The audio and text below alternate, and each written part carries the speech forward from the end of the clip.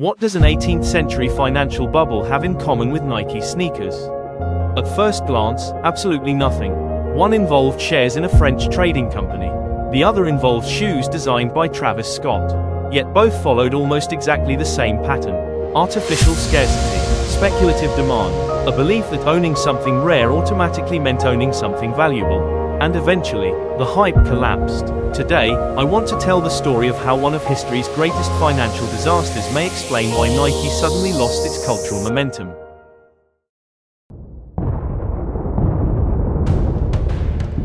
Art of invasion.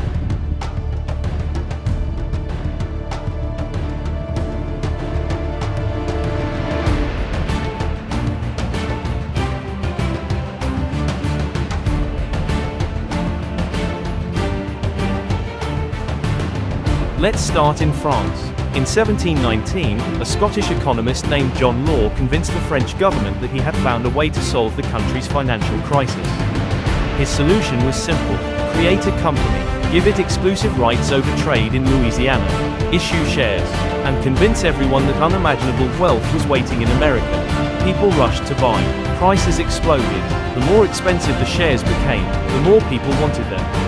Not because the company had become more productive, but because everyone else wanted them. Sound familiar? Now replace shares with limited sneakers.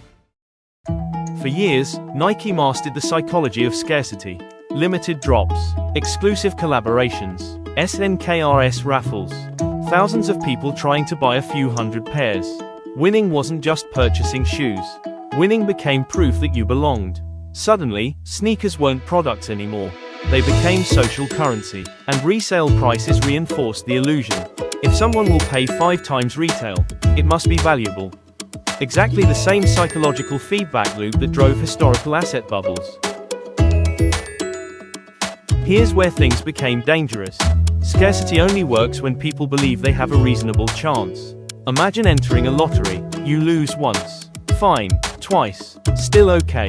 20 times. Eventually, you stop playing. Nike unintentionally trained millions of customers to associate its brand with disappointment. The products everyone wanted were almost impossible to buy. Meanwhile, the products sitting on store shelves became associated with failure. The brand split into two worlds: the shoes nobody wanted, and the shoes nobody could get. That's an incredibly difficult place for any company to live. Then something changed. Consumers stopped chasing every release. Resale prices began falling. Collectors became more selective. Casual buyers simply moved on. Not because sneakers suddenly became ugly, but because the game stopped being fun. And this is remarkably similar to what happened after the Mississippi bubble. The collapse wasn't caused by people suddenly discovering that paper shares existed.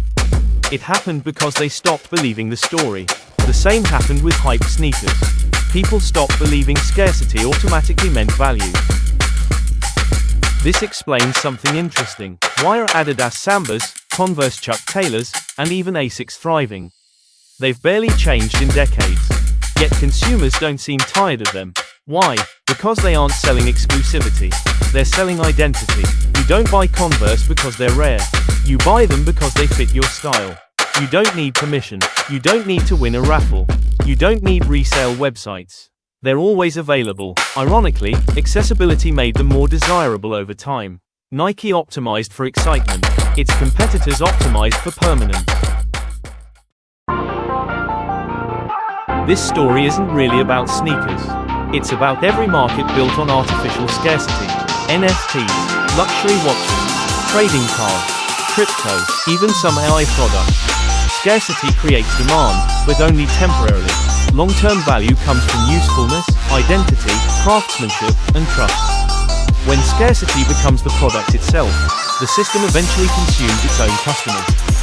John Law learned this in 1720. Nike may have learned it 3 centuries later. History rarely repeats itself exactly, but it often repeats its psychology. Whenever people begin believing that rarity alone creates value, it's worth asking a simple question. Am I buying something useful, or am I buying someone else's story? Because sometimes, the most expensive thing you can buy is hype. If you enjoyed this kind of historical perspective on modern business and strategy, subscribe to the channel. History doesn't just explain the past. Sometimes, it predicts the future.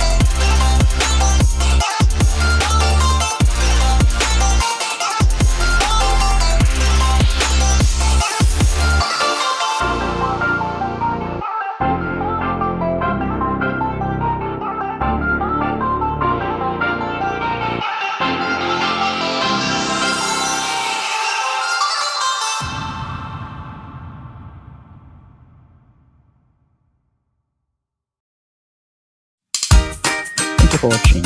I'm Dai.